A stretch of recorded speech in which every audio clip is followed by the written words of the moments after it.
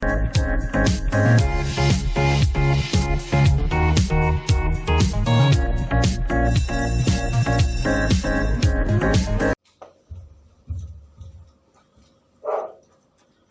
Morning વિદ્યાર્થી મિત્રો, કેમ છો બધા? Every is fine. Wow, nice. હવે લગભગ ઘણા સમય પછી ભેગા થાય છે આપણે. લાસ્ટ ટાઈમ આપણે ધોરણ 12 ની અંદર આઈ થિંક ચેપ્ટર નંબર 1 અને 3 થિયરી અને ઉદાહરણના દાખલા પૂરા કર્યા હતા. હા કે ના? હવે નવું ચેપ્ટર જોઈએ, ચેપ્ટર નંબર 2, સ્થિત વિસ્થિતિમાન અને કેપેસિટન્સ. સ્થિત વિસ્થિતિમાન અને કેપેસિટન્સ. મિત્રો, આ ચેપ્ટરના માર્ક્સ 8 માર્ક્સ છે. એનસીઈઆરટી બોર્ડની અંદર પ્રથમ ચેપ્ટર 7 અથવા 8 માર્કનું, બીજું ચેપ્ટર 8 માર્કનું, ત્રીજું ચેપ્ટર પણ 8 માર્ક્સનું હતું, 9 માર્ક્સનું હતું પ્રવાહ વિદ્યુત. પણ હવે ખાસ ધ્યાન રાખજો, આ જે સ્થિત વિસ્થિતિમાન અને કેપેસિટન્સ એ ખરેખર બે ભાગમાં ચેપ્ટર વહેંચાયેલું છે. પહેલો ભાગ આવશે સ્થિત વિસ્થિતિમાન, બીજો ભાગ આવશે કેપેસિટન્સ. આ પોર્શન થોડો જુદો પડશે, પણ આ જે પોર્શન છે સ્થિત વિસ્થિતિમાન, એ પોર્શન સમજવા માટે તમારે ચેપ્ટર 1 સંપૂર્ણ કન્સેપ્ટ ક્લિયર હોવો જોઈએ. ચેપ્ટર 1 નો તમને કન્સેપ્ટ ક્લિયર હશે તો તમને સ્થિત વિસ્થિતિમાન કન્સેપ્ટ સમજાશે. ક્લિયર? શરૂઆત કરીએ ચેપ્ટરની. એ પહેલા જો તમે ધોરણ 11 માની વાતચીત કરતા હોય તો ધોરણ 11 માની અંદર તમે બે બળ જોઈ ગયા હતા. સ્પ્રિંગ બળ, જે તો પુનઃસ્થાપક બળ સ્વરૂપમાં હતું, અને બીજું આવતું હતું ગુરુત્વાકર્ષણ બળ. તો સ્પ્રિંગ બળનું સૂત્ર કયું હતું મિત્રો? F બરાબર -k × x. અને ગુરુત્વાકર્ષણ બળનું સૂત્ર હતું F બરાબર Gm1m2/r². F બરાબર Gm1m2/r². એનો મતલબ શું હતો? જો તમે સ્પ્રિંગ બળની વાતચીત કરતા હોય તો પહેલા યાદ રાખજો, તમારા હાથમાં ધારો કે સ્પ્રિંગ છે. તમે સ્પ્રિંગને જેમ જેમ ખેંચવામાં આવે છે તેમ તેમ તમારા હાથમાં કઈક બળ અનુભવાય છે. આ કે ના? એનો મતલબ સ્પ્રિંગને જેમ જેમ ખેંચવામાં આવે છે તેમ તેમ તેનામાં વધારે પ્રમાણમાં સ્થિતિ ઊર્જા સંગ્રહ પામે. તો સ્થિતિ ઊર્જાનું સૂત્ર કયું હતું? U બરાબર -1/2 kx². માઇનસ બતાવે છે, મૂલ્ય લઈ લો તો માઇનસ શું બતાવે છે મિત્રો? બળની વિરુદ્ધમાં થતું કાર્ય. બળની વિરુદ્ધમાં થતું કાર્ય માઇનસ બતાવે છે. અહીંયા જો તમે ગુરુત્વાકર્ષણ બળમાં વાત કરતા હોય સ્થિતિ ઊર્જાની, તો અહીંયા એક સૂત્ર આવું હતું, U બરાબર Gm1m2/r. ત્યાં પણ માઇનસ આવે છે. માઇનસ નો મતલબ થશે બળની વિરુદ્ધ દિશામાં થતું કાર્ય. તો આ જે સ્થિતિ ઊર્જા કન્સેપ્ટ શું કહેવા માંગે છે? જો પદાર્થને ખેંચવામાં આવે, સ્પ્રિંગ હોય તો તેનામાં સ્થિતિ ઊર્જા પ્રાપ્ત થાય છે. સ્થિતિ ઊર્જા પ્રાપ્ત થાય, સ્થિતિ ઊર્જા વધે તો ગતિ ઊર્જા ઘટે. એવી રીતે ધારો કે આપેલ જે ચેર છે, આપેલ ચેર અત્યારે જમીન ઉપર પડેલી છે. જો ચેરને ઉપર તરફ ખેંચવામાં આવે તો ચેરને ઉપર તરફ ખેંચવામાં આવશે તો ધીમે ધીમે ચેરમાં પણ સ્થિતિ ઊર્જા વધારે પ્રમાણમાં સંગ્રહ પામે. એનો મતલબ અહીંથી જો ખુરશી પાછી મૂકી દેવામાં આવે તો પાછી ખુરશી કે જતી રહેશે. નીચે. જો પદાર્થને ફરી પાછો મુક્ત કરવામાં આવે, સ્પ્રિંગ ખેંચી હોય તો મૂકી દો, પદાર્થને ઉચકીને મૂકી દો, પદાર્થ ક્યાં જતો રહેશે? નીચે તરફ. ગતિ ઉર્જા વધશે. જો પદાર્થને મૂકી દેવામાં આવે તો ગતિ ઉર્જા વધે, સ્થિતિ ઉર્જા ઘટે. ક્લિયર? પણ કુલ ઉર્જા કેવી રહેશે? સ્થિતિ ઉર્જા અને ગતિ ઉર્જા. સ્થિતિ ઉર્જા વધે તો ગતિ ઉર્જા ઘટે. જો સ્થિતિ ઉર્જા ઘટે તો ગતિ ઉર્જા વધે. પણ કુલ ઉર્જા કેવી હશે? અચળ. કુલ ઉર્જા કોઈથી બદલાતી હોતી નથી. એનો મતલબ આ બંને બળ કેવા હશે? સરંગસી બળ છે. બંને બળ કેવા છે? સરંગસી બળ. એમાં ગુરુત્વાકર્ષણ બળમાં શું આવે છે? M1 અને M2 શું કહેવાય? પદાર્થના દળો કહેવાય છે. જો આવો જ કન્સેપ્ટ વિદ્યુત શાસ્ત્રમાં વાપરવામાં આવે તો વિદ્યુત બળમાં સૂત્ર શું લાગશે? F બરાબર K Q1 Q2 છેદમાં R². તો વિદ્યુત બળ પણ ગુરુત્વાકર્ષણ બળની જેમ જ સરંગસી બળ છે. વિદ્યુત બળ પણ ગુરુત્વાકર્ષણ બળની જેમ જ સરંગસી બળ છે. વિદ્યુત બળ અંતરના વર્ગના વ્યસ્ત પ્રમાણમાં છે.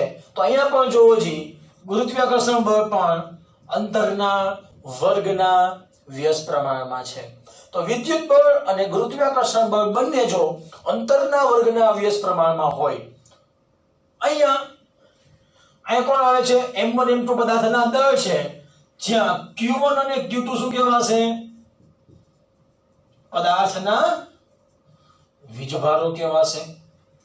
તો માત્ર ફરક ક્યાં પડે છે? તો માત્ર ફરક પડશે અહીંયા અચળાંકમાં. જ્યાં G આવે છે ગુરુત્વીય અચળાંક, અહીંયા અચળાંક આવશે કોલંબિયન અચળાંક. તો માત્ર વિદ્યુત બળ અને ગુરુત્વાકર્ષણ બળ એ એના અચળાંકની સાપેક્ષે જુદા પડે છે, બાકી કોઈ ફેરફાર જોવા મળતો હોતો નથી. બંને અંતરના વર્ગના વ્યસ્ત પ્રમાણમાં ચાલે છે. ક્લિયર? હવે ગુરુત્વાકર્ષણ બળ અને વિદ્યુત બળ બંને પણ કેવા છે? ગુરુઅંતરીય બળ છે. જો બંને ગુરુઅંતરીય બળ હોય તો તમે વિશ્વમાંના કોઈ પણ ખૂણે તમે સરંગસી બળ લાગુ પાડી શકો. ક્લિયર? આ બેઝિક કન્સેપ્ટ હતો. હવે તમે એ પણ જોઈ ગયા હતા ચેપ્ટર 1 ની અંદર, ધોરણ 12 માં, જો કોઈ વીજભાર હોય તો વીજભાર દ્વારા શું ઉત્પન્ન થાય છે? વિદ્યુત ક્ષેત્ર ઉત્પન્ન થાય છે. જો વીજભાર દ્વારા વિદ્યુત ક્ષેત્ર ઉત્પન્ન થાય તો જે વીજભારની મદદથી વિદ્યુત ક્ષેત્ર ઉત્પન્ન થાય છે એને કહેવાય છે પ્રાપ્તિસ્થાન વીજભાર. જે વીજભાર દ્વારા વિદ્યુત ક્ષેત્ર ઉત્પન્ન થતું હોય તેને આપણે શું નામ આપ્યું હતું જે તે સમયે? પ્રાપ્તિસ્થાન વીજભાર. પછી આપેલ ક્ષેત્રમાંના કોઈ પણ બિંદુ પાસે જો બીજો વીજભાર લઈ આવવામાં આવે તો વીજ ક્ષેત્ર દ્વારા શું લાગશે? અહીંયા વિદ્યુત બળ લાગશે.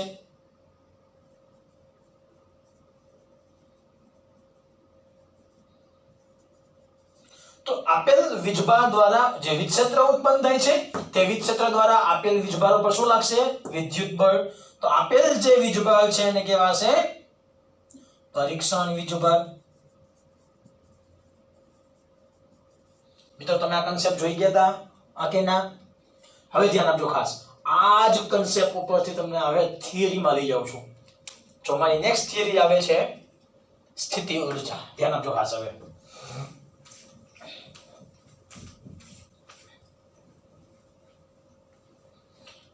સોરી, એક મિનિટ.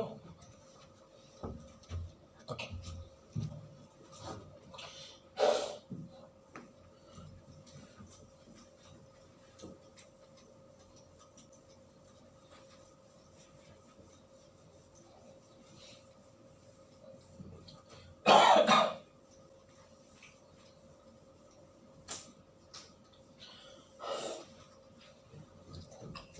તો જો થિયરી આવે છે, પ્રસ્તાવના ઉપરથી થિયરી છે.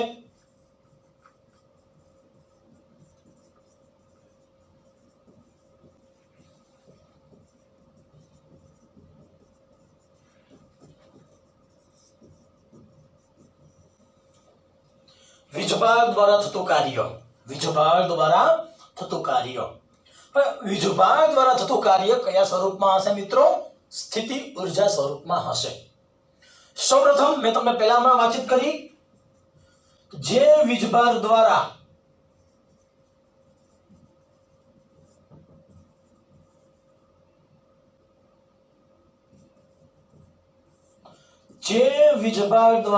વિદ્યુત ક્ષેત્ર ઉત્પન્ન થાય છે તે વીજભારને શું કહેવાય છે? પ્રાપ્તિ સ્થાન વીજભાર. હવે ધ્યાન આપજો ખાસ. આપેલ વિદ્યુત ક્ષેત્રની અસર હેઠળ, આપેલ વિદ્યુત ક્ષેત્રની અસર હેઠળ જો કોઈ વીજભારને,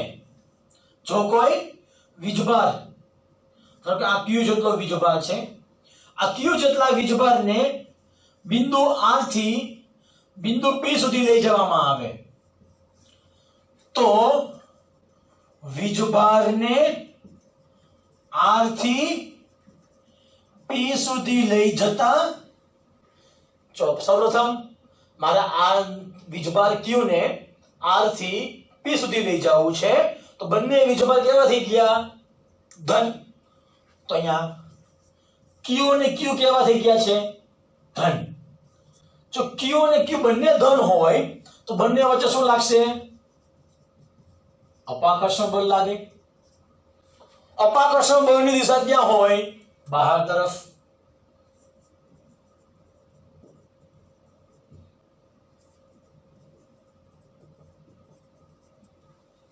તો મારે વીજભારને R થી P તરફ લઈ જવું છે તો ગતિ કેવી છે? અપાકર્ષણ બળની વિરુદ્ધ. તો આ ગતિ કરવા માટે જે બાહ્ય બળ લાગુ પડવું પડશે તો બાહ્ય બળ અને વિદ્યુત બળ પરસ્પર કેવા થશે? વિરુદ્ધ દિશામાં. એટલે કેવાય બાહ્ય બળ કેવા છે? F external બરાબર વિદ્યુત બળ કેવા છે? ઇન્ટરનલ. નિશાની આગળ કેવી આવશે? માઈનસ. એટલે કહેવાય જો વીજભારને R થી P સુધી લઈ જતા અપાકર્ષણ બળની વિરુદ્ધ દિશામાં અથવા કેવા છે? વિદ્યુત ક્ષેત્રની વિરુદ્ધ દિશામાં R થી P સુધી, વીજભારને R થી P સુધી લઈ જતા અપાકર્ષણ બળની વિરુદ્ધ દિશામાં અથવા તો વિદ્યુત ક્ષેત્રની પણ વિરુદ્ધ દિશામાં લઈ જવા કરવું પડતું કાર્ય. તો મિત્રો પહેલા હવે અમારે કાર્ય શોધવું છે તો કાર્યનું સૂત્ર શું કહેવાય? બળ ઇન્ટુ સ્થાનાંતર. કાર્ય બરાબર કહેવાશે બળ ઇન્ટુ સ્થાનાંતર અથવા કહેવાશે સ્થિતિ ઉર્જામાં ફેરફાર. હવે અહીંયા વિદ્યુત ક્ષેત્રની વિરુદ્ધ દિશામાં લઈ જાઉં છું પણ બે વચ્ચે શું લાગે છે? વીજભાર વચ્ચે અપાકર્ષણ લાગે છે. જો બે વીજભાર વચ્ચે અપાકર્ષણ લાગે છતાં પણ તમે બંને વીજભાર નજીક લઈ આવો તો શું થાય? ગતિ ઉર્જા વધે કે સ્થિતિ ઉર્જા વધે? યસ મિત્રો, સ્થિતિ ઉર્જા વધે. એનો મતલબ અહીંયા સ્થિતિ ઉર્જા કઈ હશે? UP. અહીંયા સ્થિતિ ઉર્જા કઈ હશે? UR. એનો મતલબ UP કેવા હશે? બિંદુ P પાસે સ્થિતિ ઉર્જા વધારે હશે, R બિંદુ પાસે સ્થિતિ ઉર્જા ઓછી હશે. શું કામ? કે મારે Q વીજભારને R થી P સુધી લઈ જાઉં છું એ સમયે સ્થાનાંતર વિદ્યુત ક્ષેત્રની વિરુદ્ધ દિશામાં છે, ઉપરાંત અપાકર્ષણ બળની પણ વિરુદ્ધ દિશામાં છે. અહીંયા એક જગ્યાએ ઊભા હોય, બંને વચ્ચે અપાકર્ષણ લાગતું હોય એવા સમયે તમે જો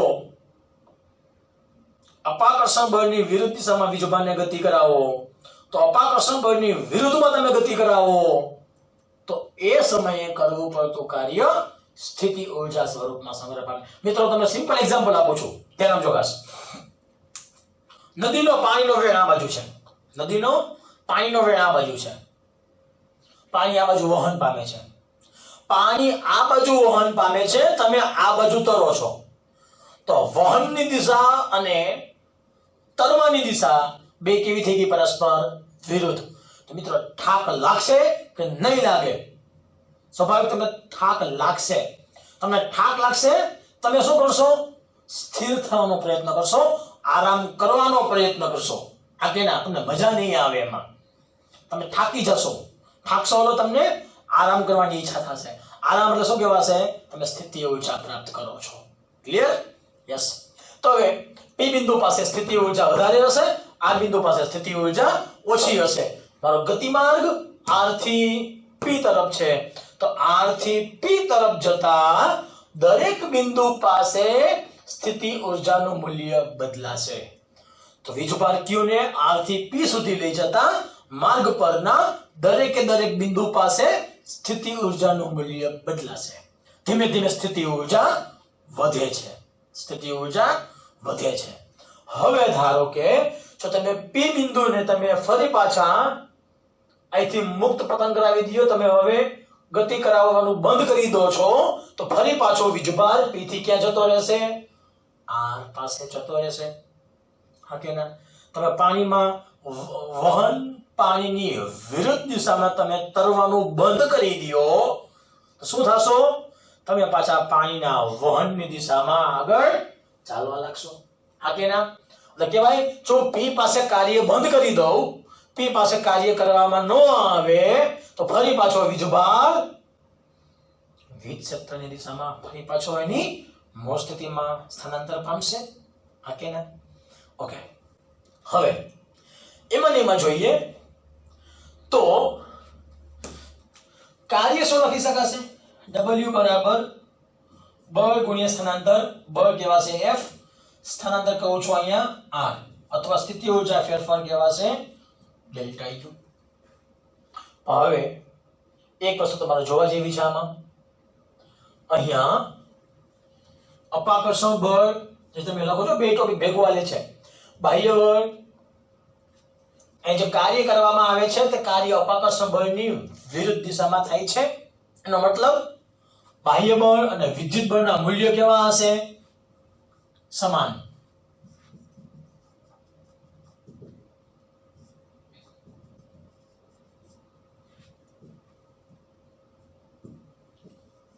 મૂલ્ય સમાન, દિશા વિરુદ્ધ, મૂલ્ય સમાન. તો કુલ અસરકારક બળ કેટલું કહેવાશે? 0. કુલ અસરકારક બળ 0, તો પ્રવેગ કેટલો કહેવાશે? 0. તો R થી P સુધીની ગતિ કેવી હશે? પ્રવેગ રહિત. ગતિ કેવી હશે મિત્રો? પ્રવેગ રહિત ગતિ હશે. તો ગતિ કેવી હશે? અચળ વેગીય. એનો મતલબ ધીમે ધીમે વીજભાર Q ને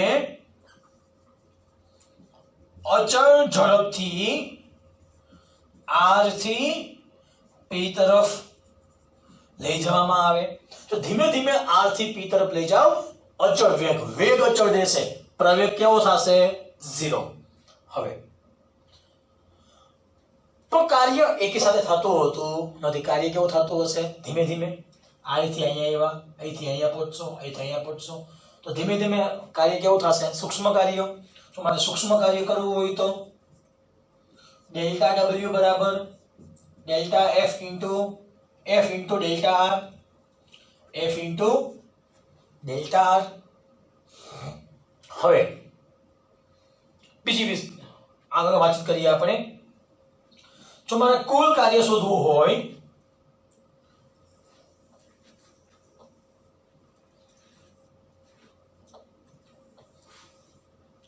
તો કુલ કાર્ય શોધવા માટે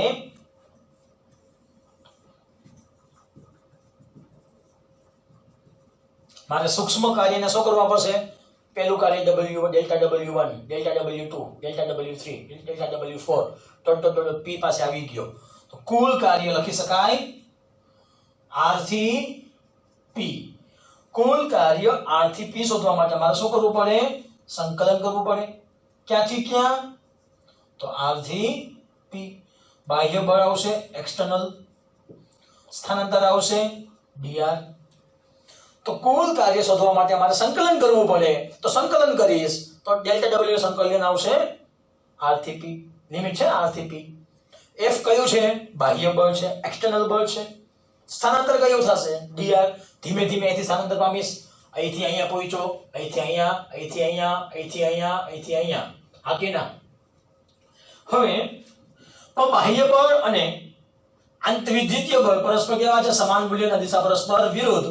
તો લખી શકાય માઈનસ R થી P F internal into dr. F નું સૂત્ર કયું છે? K Q Q છેદમાં R સ્ક્વેર ઇન્ટુ dr. આખામાંથી સામાન્ય શું નીકળશે? Minus K Q Q R થી P R સ્ક્વેર ઉપર આવે તો RS2 -2 ઇન્ટુ dr. કરો સંકલન. તો સંકલનનો નિયમ છે એક ઘાતનો વધારો જે ઘાત આવે તે છેદમાં. તો -2 + 1 છેદમાં -2 + 1 લિમિટ આવશે R થી P. લખી શકાય માઈનસ K Q Q -2 + 1 એટલે -1 RS2 -2 + 1 એટલે કહેવાય RS2 -1 R થી P. માઈનસ માઈનસ લખી શકાશે પ્લસ R થી P બરાબર માઈનસ સંકલન R થી P F ડોટ tr બરાબર લખી શકાય minus minus plus K Q Q R⁻1 છેદમાં જાય તો +1 લિમિટ આપી દો.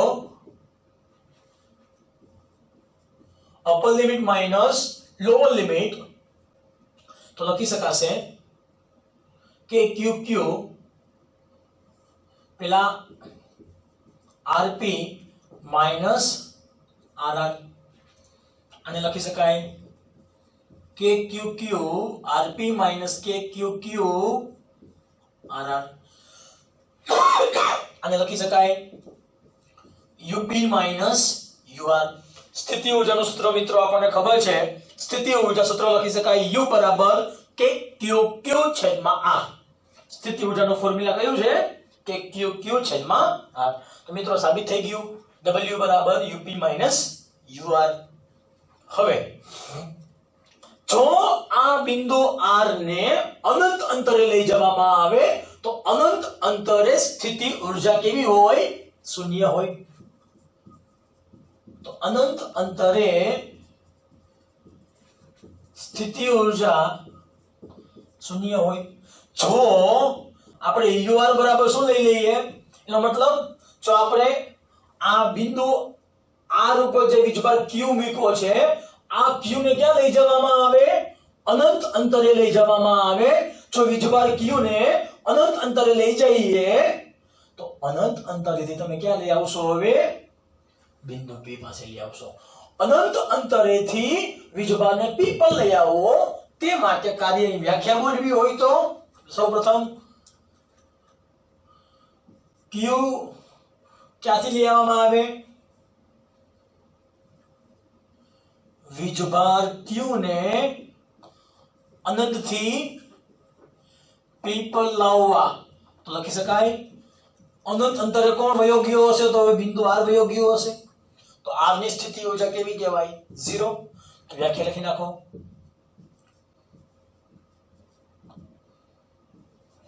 અનંતથી P તો લખી શકાય માઈનસ સંકલન અનંતથી P F ડોટ dr બરાબર UP માઈનસ UR. UR કેટલા થઈ ગયા? 0. તો લખી શકાય UP. એનો મતલબ આપણને સ્થિતિ ઊર્જાનું સૂત્ર મળી ગયું યુપી બરાબર W અનંત થી P બરાબર માઇનસ સંકલન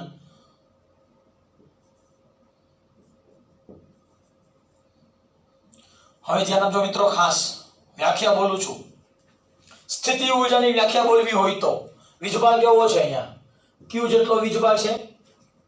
વ્યાખ્યા બોલું છું. Q જેટલા વીજભારને અનંત અંતરેથી વિદ્યુત ક્ષેત્રમાંના આપેલા કોઈ બિંદુ P પાસે લાવતા કરવું પડતું કાર્ય કેવું છે? વીજ ક્ષેત્રની વિરુદ્ધ દિશામાં અથવા તો વિદ્યુતીય બળની વિરુદ્ધ દિશામાં કરવું પડતું કાર્ય એટલે સ્થિતિ ઊર્જા. ફરીથી વ્યાખ્યા બોલું છું મિત્રો. Q જેટલા વીજભારને અનંત અંતરેથી બિંદુ P પાસે લાવતા વીજ ક્ષેત્રની વિરુદ્ધ અથવા તો બાહ્ય વિદ્યુત બળની વિરુદ્ધ દિશામાં કરવું પડતું કાર્ય એટલે સ્થિતિ ઊર્જા. આપણને મિત્રો આ પણ ખબર છે વિદ્યુત બળ બરાબર શું કહેવાય? વીજભાર ગુણ્યા વીજ ક્ષેત્ર. F બરાબર Q ઇન્ટુ મૂકી દો કે બધા મિત્રો સહેજ.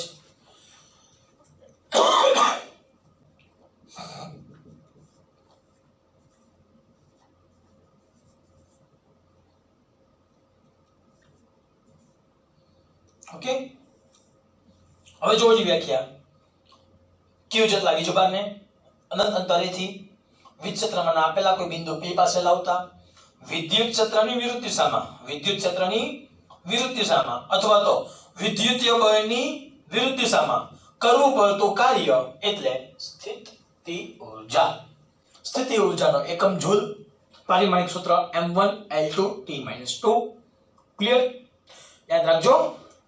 સ્થિતિ ઊર્જા અંતરના વ્યસ્ત પ્રમાણમાં છે. સ્થિતિ ઊર્જા અંતરના વ્યસ્ત પ્રમાણમાં છે. માત્ર ને માત્ર સ્થિતિ ઊર્જાના નિરપેક્ષ મૂલ્યનું મહત્વ નથી. તમે ખાલી R બિંદુ પાસે સ્થિતિ ઊર્જા લઈ લ્યો તેનું કઈ મહત્વ નથી. ખાલી P બિંદુ પાસે સ્થિતિ ઊર્જા લઈ લ્યો એનું પણ કઈ મહત્વ નથી. પણ સ્થિતિ ઊર્જાના ફેરફારનું મહત્વ છે. એટલે કહેવાય R અને P બિંદુ પાસેની સ્થિતિ ઊર્જાનો તફાવત. અનંત અંતરેથી P બિંદુ પાસે તો અનંત અંતરની સ્થિતિ ઊર્જા અને P બિંદુની સ્થિતિ ઊર્જા નો તફાવત. એટલે કહેવાય કાર્ય એ માત્ર સ્થિતિ ઊર્જાના નિરપેક્ષ મૂલ્ય પર આધાર રાખતો નથી, પણ સ્થિતિ ઊર્જાના ફેરફારનું મહત્વ છે. આપણે ખાલી સ્થિતિ ઊર્જાના નિરપેક્ષ મૂલ્યનું કઈ મહત્વ છે નહીં, તો સ્થિતિ ઊર્જાના ફેરફારનું મહત્વ છે. ક્લિયર છે? કઈ ડાઉટ આમાં નથી ને? ઓકે, હવે યાદ રાખજો મિત્રો ખાસ. આ તમે ખાલી વીજભાર કેવો લીધો હતો? ધન વીજભાર લીધો હતો. જો ઋણ વીજભાર લઉં તો ઋણ વીજભાર દ્વારા થતું કાર્ય, એનો મતલબ એક ધન હોય બીજું ઋણ હોય, એક ધન બીજું ઋણ, તો કાર્ય અપાકર્ષણ બળ લાગશે. એ સમયે વિદ્યુત ક્ષેત્રની વિરુદ્ધ દિશા સમાન દિશામાં કાર્ય થાય. કે તમને આ જગ્યા નથી મારી પાસે અહીંયા બોર્ડમાં લખવાની. અહીંયા કેવા છે? Q અને Q 0 કરતા મોટા છે, અથવા તો બંને વીજભાર ધન હોય અથવા બંને વીજભાર ઋણ હોય. બંને વીજભાર ધન હોય અથવા બંને વીજભાર ઋણ હોય ત્યારે કરવું પડતું કાર્ય વિદ્યુતીય બળની વિરુદ્ધ દિશામાં હોય. પણ જો મિત્રો એક વીજભાર ધન બીજો વીજભાર ઋણ, તે સમયે કરવું પડતું કાર્ય વિદ્યુત બળની દિશામાં જ હોય. તે સમયે કરવું પડતું કાર્ય વિદ્યુત ક્ષેત્રની વિદ્યુત બળની દિશામાં જ હોય, પણ વિદ્યુત ક્ષેત્રની વિરુદ્ધ. 3 તબક્કા છે. ફરીથી કહું છું, બંને વીજભાર ધન તો કરવું પડતું કાર્ય વિદ્યુતીય બળની વિરુદ્ધ દિશામાં. બંને વીજભાર ઋણ તો કરવું પડતું કાર્ય વિદ્યુત બળની વિરુદ્ધ દિશામાં. એક ધન બીજો ઋણ તો કરવું પડતું કાર્ય વિદ્યુત બળની દિશામાં. ક્લિયર? હવે વિચક્ર સ્વરૂપમાં બંને વીજભાર ધન તો કરવું પડતું કાર્ય વિજ ક્ષેત્રની વિરુદ્ધ દિશામાં, બંને વીજભાર ઋણ તો કરવું પડતું કાર્ય વિદ્યુત ક્ષેત્રની દિશામાં, એક ધન બીજો ઋણ એ સમયે કરવું પડતું કાર્ય વિદ્યુત ક્ષેત્રની વિરુદ્ધ દિશામાં જશે. ક્લિયર? તો ખાસ ટોપિકમાં ધ્યાન રાખજો. થિયરી સાવ સિમ્પલ થિયરી છે, પણ એનો એક એક શબ્દ તમારે ખાસ સમજવાનો છે. અહીંયા સ્થિતિ ઊર્જા સ્થાનાંતરની દિશામાં હશે. સ્થિતિ ઊર્જા ક્યાં હશે? સ્થાનાંતરની દિશામાં હોય. વિદ્યુત બળની વિરુદ્ધ દિશામાં કાર્ય કરાવતા સ્થિતિ ઊર્જા વધે છે. વિદ્યુત બળની વિરુદ્ધ દિશામાં કાર્ય કરાવતા સ્થિતિ ઊર્જા વધે છે, ગતિ ઊર્જા ઘટે છે. કુલ ઊર્જા કેવી રહેશે? હંમેશા માટે અચળ. ક્લિયર? તો ખાસ સિમ્પલ એવો ટોપિક હતો. ક્લિયર? હવે આપેલ ટોપિક પછી નેક્સ્ટ ટોપિક આવે છે વીજ સ્થિતિમાન, જે આપણે નેક્સ્ટ લેક્ચરમાં જોઈશું. Okay, thank you very much.